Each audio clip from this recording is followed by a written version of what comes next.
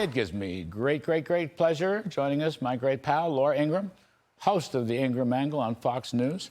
All right, Laura, there you have it. Never trust China. Now, you know I am reformed. I understand the never trust China argument that Laura Ingraham has made down through the years. I have become an advocate of that. But I just want to say, I saw it, coming back to this New York Times article that you pointed out to me earlier. I saw it with, firsthand with my own eyes. We spent 2 years, blood, sweat, and tears, hammering out this deal, and China dissed it, never bothered to enforce it, and from top to bottom. And so I just wonder now, and I know you're asking the same question, what are we going to do about it? Can you ever believe them on rare earths or anything else? So what are you thinking? What's the right strategy here? Well, look, President Trump, you're right, is the best negotiator around. No one's going to beat him. However, compliance is 100% of the game. So you can make all these promises about $200 billion worth of investments. We're going to open up our property markets to you and our business markets to your companies. And it's going to be a new relationship.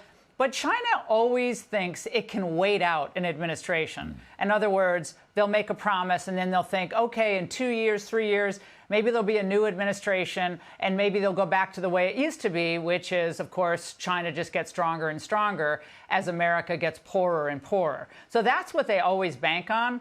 So I think going into these trade discussions, eyes have to be wide open here. I mean, if you're willing to hold the Damocles sword of rare earth restrictions over the necks of all global trading partners who need these to make everything in their countries work, if you're willing to do that, then that kind of tells you where you stand, which is your goal. What is China's goal here? Their goal is world domination of every critical industry. They've told us that.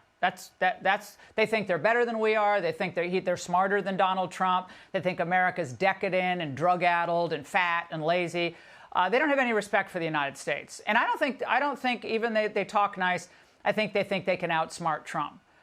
So right now, I think America has to ask itself one question. Do we want to remain a free and independent country? I think the answer is yes. Europe also wants to remain free and independent. To remain free and independent, why would we want to tie ourselves with critical industry dependence on a communist regime? To me, it's insane. Focus should be on rare earths, refining our own, finding our own. The defense contractors have been stockpiling rare earths. They told their investors that on earnings calls on Wednesday. So I think we're in pretty good shape. I wouldn't make any deal with China. I wouldn't make a deal with them. The tariffs are working. Keep the tariffs steady. Macron announced today that he talked to his European partners and said it's time to consider using our toughest moves against China, given what they've done.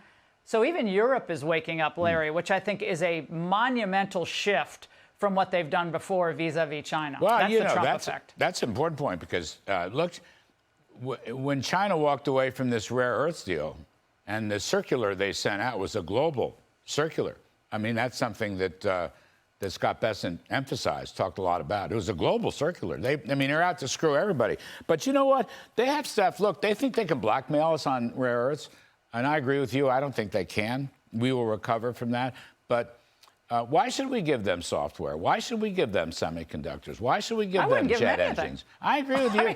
That's what I learned. That's what I learned 7, 8 years ago when we were negotiating. You know what? They own the American businesses that are based in China, right? Americans are very naive. I know I learned this the hard way, but at least I learned it. They forced them to put their blueprint on the table so they could copy the technology and steal it from us. So I don't want to give them anything. I agree with you. I mean, I think Scott has to be very tough. Remaining a free and independent country. So that cannot be blackmailed for magnets. They run about 93% of the magnet production. All of that has to change. We have to be free and independent, which means we have to untether ourselves. If we want to do some trade around the edges, that's fine with China. But this experiment has got to come to an end. It has been a disaster for our workers, for our factory towns, from Ohio to Indiana to Wisconsin on down. Trump is trying to change that and reindustrialize the country. But this Damocles sword has to be removed from our necks, stomped on, smashed, shattered, and thrown in the trash. It's time. It's time to be independent and free again. No, you're right. I mean, look, we have what they want. We have an economy they need to sell to. They can't do it alone. And they're learning the hard way. You bet. And your other point is right. And Germany's learning, too. Yes. Yeah, Europe's learning. I mean, no, that's right. It takes them a while to catch up to us, but they're actually learning. If Germany wants a car industry to remain, they're going to have to have real protectionist measures against all the Chinese vehicles that are obviously dominating much of the electric vehicle sales across the globe now. So they're going to have to stand up, and they're going to have to fight for their own industries. That's what Trump's doing. All right. Laura Ingraham, love it. I'm sorry we don't have more time. I could go on. Producers, great to see you, Larry. See you tonight at 7. Thank you a million. Here, can you catch Laura on the Ingraham Angle weeknights, 7 p.m. Eastern on Fox News. A great show.